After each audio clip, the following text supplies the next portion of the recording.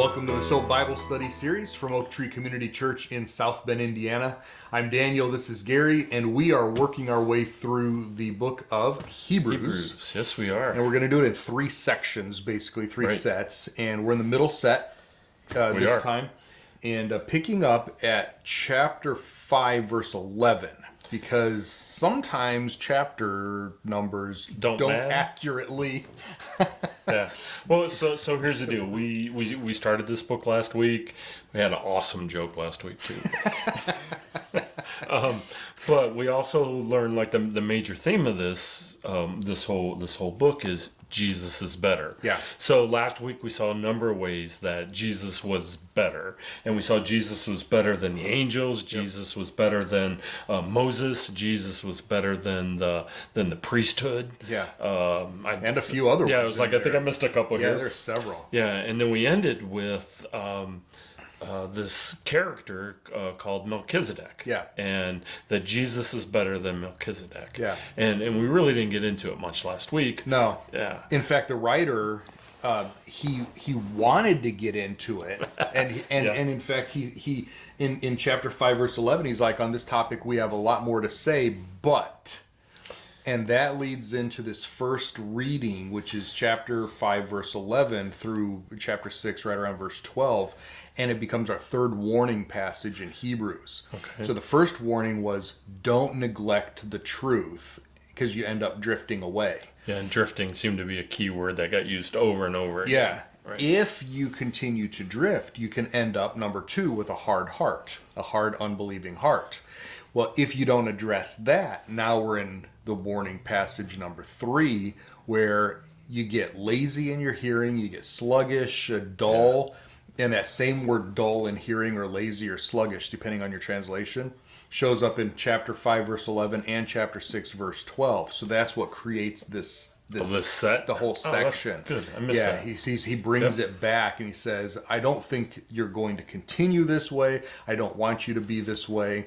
Okay. But if you do, the warning is you could actually get to the point where you regress. He said they were supposed to be teachers by this time, but they needed somebody to be feeding them milk again. Right. They're playing around with the elementary principles instead of growing up. And he says, if you keep doing that, you could actually regress to the point where, God may actually take you off of the earth. Premature physical death. So that's the warning. So I like the part that you said about the milk, and then I immediately go to Corinthians. Yeah. Right, where he says the same thing. Guys, you're not doing anything. Yeah. You should be way more mature, but yet I have to feed you milk. So what's interesting is we talked last time that a lot of the stuff in Hebrews has this Pauline feel, sound to it, but it's not exactly Paul. This is one of those. Yeah. Yep. Paul said the same thing to the Corinthians probably 15, 20 years earlier. Yeah, probably 15 years. So I think that this section is good for us to relate to. Okay, we're Christians. Great. We made a decision for Christ. Now what have we done? Now what? Right. Yeah. So the expectation is that we continue to learn about, who this God person is, who's this Jesus, what did he really do for us? Yeah. I mean, certainly we want to be on his side. Certainly we know we need him, but we gotta. Paul in another place says we got to work out our salvation. Yeah. Right. We got to figure it out. Yeah. Yeah. And not work for it, but work it out. What does it really mean, and how is all this put together? Yep. And it's really maturity then. Yeah. And it's a maturity check. And around here we call that the path, as the process of growing up and becoming mature. So that was sort of the detour that the writer was like. And that even continues into 6. Yeah, it goes into 6 and chapter 6, and at the end he says, we're convinced of better things for you. I'm sure that this warning will be enough that you will, stop this downward spiral, right? Right. But apparently, he was going to get into some hard truth, some doctrinal truth, and because of their spiritual regression, he said, I'm not sure if you're ready for this. Now, I'm going to push through. I'm going to tell you anyway. But if you don't understand it, it's not because I'm not explaining it well. It's because you are spiritually lazy right now. Nice. So, yeah. So then the rest of 6, the writer starts coming back toward the Melchizedek topic, which he really gets into in chapter 7 then. Okay, just going through my notes here. So we're in 6, Abraham persevered. Yeah. So is it that fits in there, right? Yeah, because that was the whole thing, is they were not pushing forward, they were not persevering. Right. Yep. And so in a way to come back to the Melchizedek topic, which is going to include Abraham, right? He says, okay, let me introduce Abraham again as sort of this transition to come back onto topic. Okay. Yeah. Well, certainly in chapter 7, we do learn more about Melchizedek. Yeah. And we first see Melchizedek in Genesis, yeah. And like you said, with Abraham. So if I get it right, Abraham had gone into a war. Yep. And he won. So which is a great it's always good. By the way. Genesis 14, you should go back and read it because that's the background for what's going on here. So he's returning with his army and the spoils from war, and he stops at a place, and there is a man by the name of Melchizedek there, and he's in a town, and this Melchizedek is a king and a priest. And a priest, right? Yeah. Turns out the town is Jerusalem before it's called Jerusalem, which is really interesting. Yeah. And the name Melchizedek means king of righteousness. Jerusalem, Salem is peace, so he is the king of peace and righteousness, which sounds an awful lot like somebody else we know who's going to rule from Jerusalem. Yeah, exactly. So there's a lot of typology going on here. I think he was a real person. Yeah. Right, a lot of people think that, he was maybe the pre-incarnate Jesus. I'm like, no, he was a real guy. Jesus is the priest after the order of Melchizedek, which makes him better than So the Levitical system, which is what he now explains in chapter 7. Why is Melchizedek better? Right. And why is then Jesus a better priest? Because we're going to get into chapters 8 and 9, which is now about Jesus' priesthood. Yep. So there is a logical flow to what he's saying here. Okay. So continue? Yeah. Or jump? Okay. Yeah. So Melchizedek ends up blessing Abraham. Yeah. And Abraham gives him a tithe from the spoils of war. Yeah. Which is kind of a cool thing.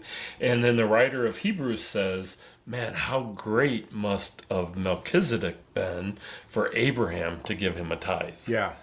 It was something he didn't have to. He chose to for that blessing. Must have been a pretty good blessing. Yeah. Abraham was a friend of God, and and still he blessed him that way.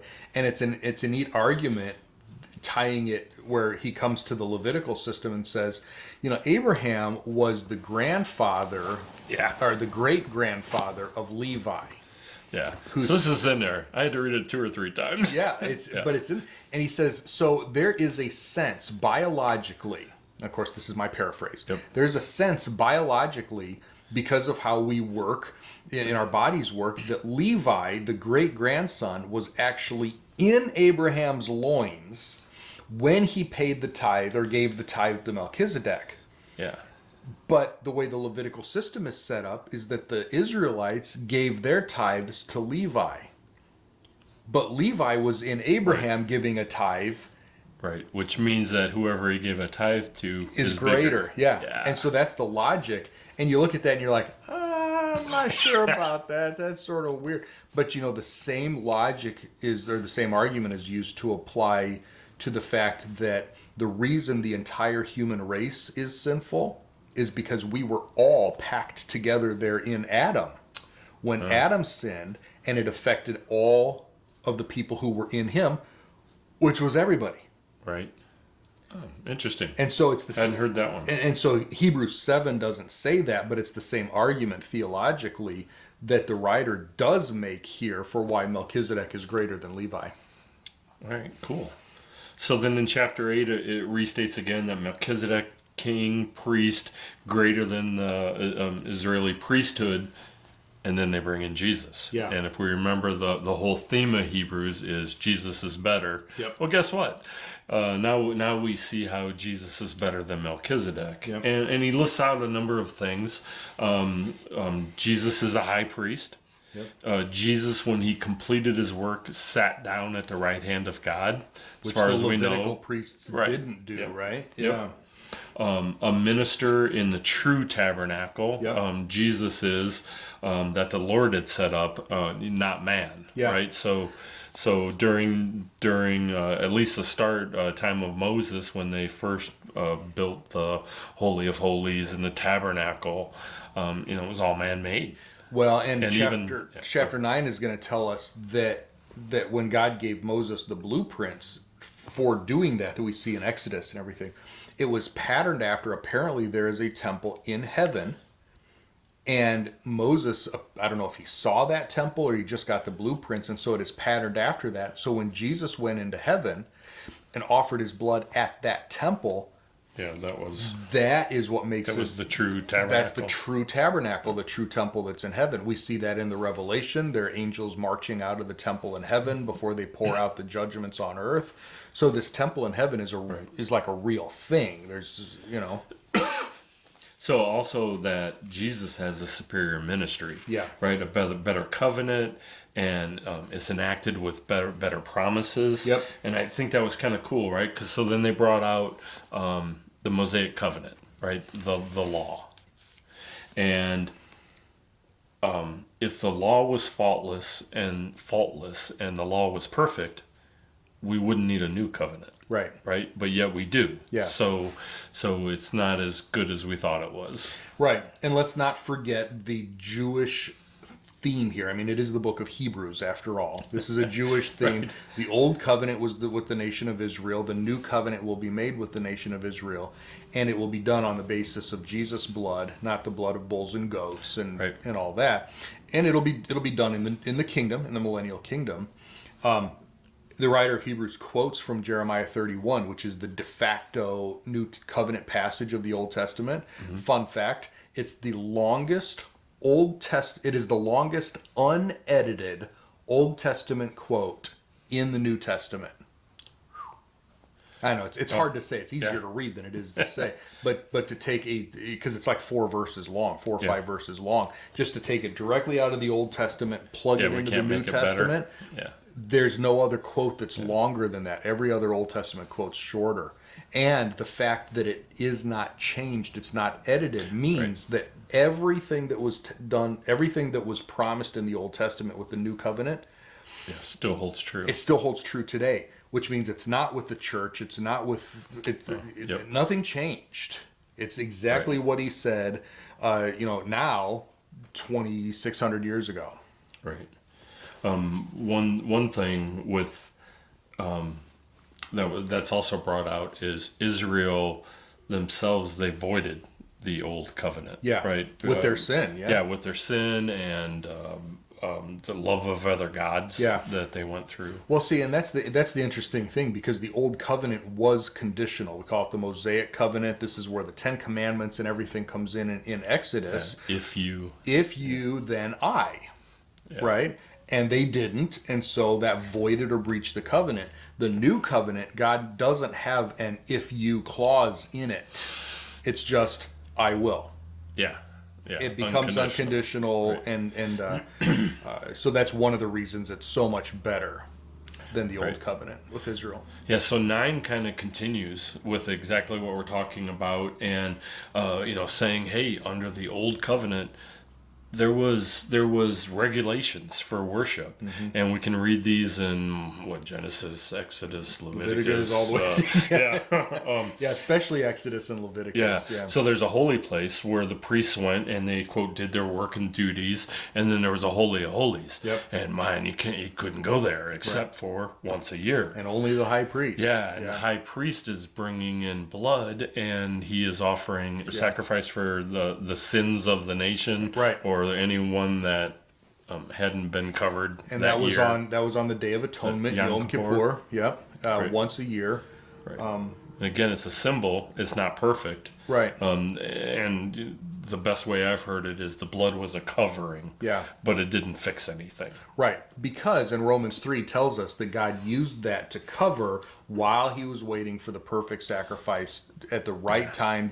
Galatians tells us the fullness of time God sent his son. It was just the right time. Well, and even in Hebrews, the next paragraph is, but now Jesus has come, he's come, right? right? And Jesus is better. Yep. And what he passed through was greater and more perfect, and his blood isn't a covering. Right. Right? It actually pays for it. Yeah, exactly. And this that's is a cool thing. This is, I think, the only place in the Bible that really gives us the insight to the behind the scenes. There is a temple in heaven. Jesus did, we talk about his shed blood on the cross, and that's true, but it had to be applied in a sacrificial way in the temple. When a lamb or whatever was slaughtered, the blood still had to go on the altar. It didn't just get to be poured out on the ground and be good enough. Right. Well, Jesus died on the cross. His blood is all over the ground and everything. He goes into heaven and actually presents his blood at the real temple, at the real altar, for the real payment of sin. Yeah. Hebrews is the only place that tells us that. Yeah. And it's here and in it also chapter says 9. one time. One time. Or Yom Kippur's every year we're just adding more and more and more. This is a one-time deal. And just as a reminder at the end, and a lot of people have memorized this verse over the years or whatever, isn't there any other way? Couldn't God do something else? Without the shedding of blood, there is no forgiveness of sin. That's the system that God set up all the way at the beginning. And even God doesn't just arbitrarily change his rules in the middle of the game, right? So even from the very beginning, the blood sacrifice was necessary. And Jesus was the only way. Nice. And he's the one who did it. Nice. Great way to end for today. Yeah, I love verse 28. We're in chapter 9. So also after Christ was offered once to bear the sins of many, to those who eagerly await him, he will appear a second time. Not to bear sin like he did last time, but to bring salvation. Yeah. And remember, salvation means deliverance. And so when he comes back, deliverance is what he's bringing with him. Yeah. So it was a great ending. Very cool. Very cool ending to the chapter. So again, as always, a nice synopsis of what's there. There's so much stuff in the book of Hebrews. We could spend forever on it. But enjoy your reading. Enjoy some of this behind-the-scenes stuff. You don't hear about Melchizedek very often, and the writer of Hebrews makes that a big deal. The temple in heaven, all of those things. Enjoy the reading, and looking forward to finishing with you next week. Until then, make sure you share this with your friends and family, and subscribe to the channel, and we'll see you next time. Bye, everybody.